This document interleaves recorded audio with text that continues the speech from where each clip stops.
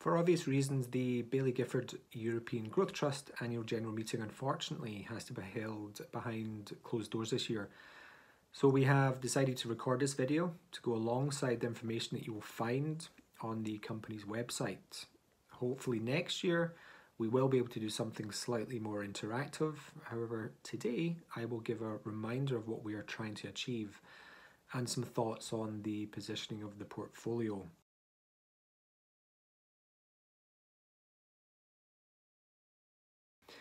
Through the trust, what we are offering is a concentrated portfolio of 30 to 60 of what we think are the most innovative and entrepreneurial growth companies in Europe.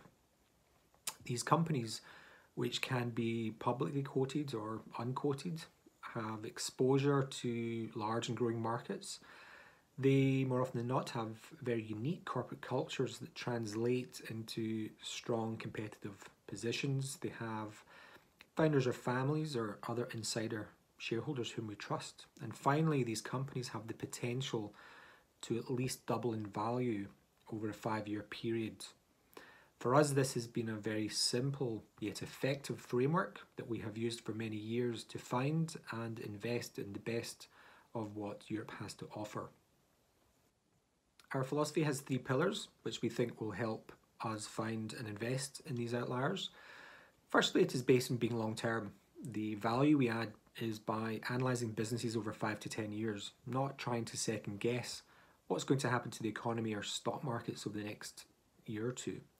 Secondly, we believe that share prices are driven by earnings and cash flow growth over long periods of time. So we focus on what a business might look like in the future, not what it looks like today. And finally, we believe in the asymmetry of markets and that there are a very small number of companies that will ultimately be responsible for most of the value creation in both markets and in our portfolio. These are the outliers that will rise in value, hopefully not just by 2 times, but 5 times, 10 times, or even more over a 5-year period. So we therefore, again, focus on what might go right rather than what might go wrong. Turning to the portfolio, in the year to September, the Trust's share price rose by more than 54%. This was primarily driven by the net asset value growing by more than 34%, but also by the narrowing of the discount to that net asset value. And this compares to the FTSE Europe ex-UK index, which was virtually flat.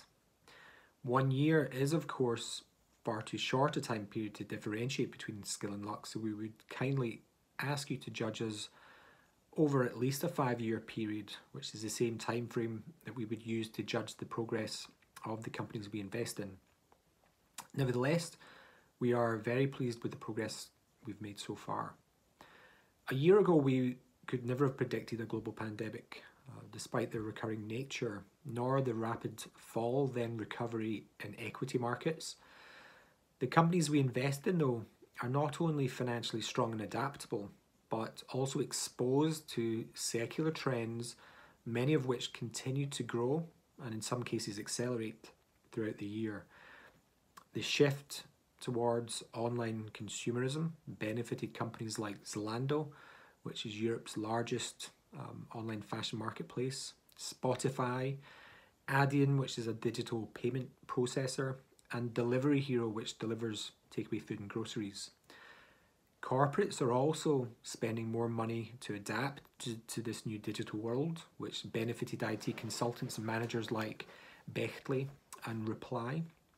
And healthcare spend, particularly in COVID-related areas, drove significant growth at medical supply distributor AdLife and lab equipment provider Sartorius Stedim. For some of these companies, the pandemic has provided a temporary boost and pull through of demand.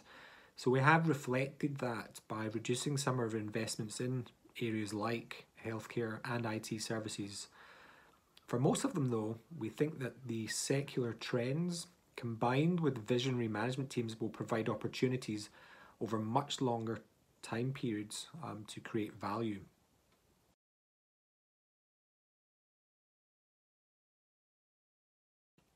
Looking to the future then, while the shape of our portfolio is driven by bottom-up stock picking, there are some broader themes that we are thinking a lot about. The first is the emergence of digital platforms in Europe. I've mentioned some of these already, companies like Zalando, Spotify and Adyen, but there are others like Schibsted and Adevinta, which own one of the world's largest collection of online classifieds. These are marketplaces for buyers and sellers of homes, cars and other second-hand merchandise. And these are some of the European companies that, through focus and ambition, should benefit from increasing digital scale. We think they are getting more powerful as they get bigger, a phenomenon that's created so much value for many US and Chinese companies over the years. And as investors in Europe, what is exciting is that we think there's now much more ambition and support to create more of these businesses. We are, as a region, I think, playing catch up, but there are going to be lots more of these companies involved in creating new markets or redistributing profits away from the old economy. The second, somewhat related point is that we now also believe that the unquoted space in Europe is developing very quickly and is where we are now more likely to get access to some of these disruptive companies. We recently made our first private investment into a Swedish company called Northvolt, which is aiming to manufacture the world's greenest batteries for electric vehicles, but also other industrial applications like storage. But we would be frankly shocked if we didn't make more investments here in this space based on the quality of the companies we've spoken to recently. And I think this is where Baillie Gifford's size and reputation also provides access that as an individual trust we would probably not enjoy. But this effectively means that we can invest in the largest and most exclusive funding rounds, while at the same time being able to access some smaller opportunities and still have those matter to the portfolio. And we strongly believe that being able to invest in both private and public companies gives us much greater insight, and we are very excited to see how we can take advantage of this over the coming years. The third and final point is that while there are a lot going on with European technology and private companies, there are still lots of opportunities for industrials and healthcare companies that don't really get as much attention. And whether it's in logistics, chemicals distribution, energy efficient heating or rubber compounding, we have investments in industry leaders with proven capital allocation skills that drive the consolidation in these fragmented markets. And we also think that the recent success and the involvement of European companies in finding a vaccine for the COVID virus highlights a small but overlooked area of European excellence. Healthcare companies that are both innovative and help reduce the costs of the healthcare system.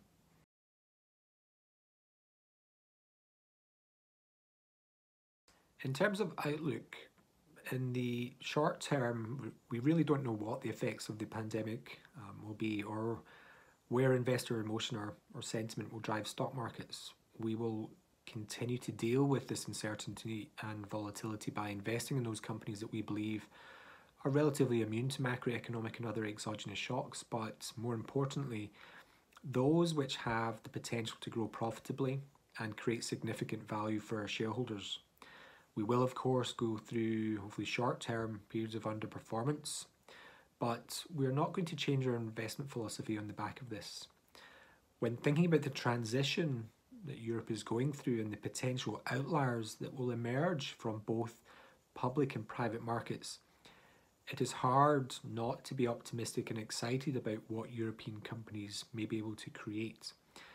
This is what we are going to focus our efforts on and how best to exploit the opportunities right in front of us.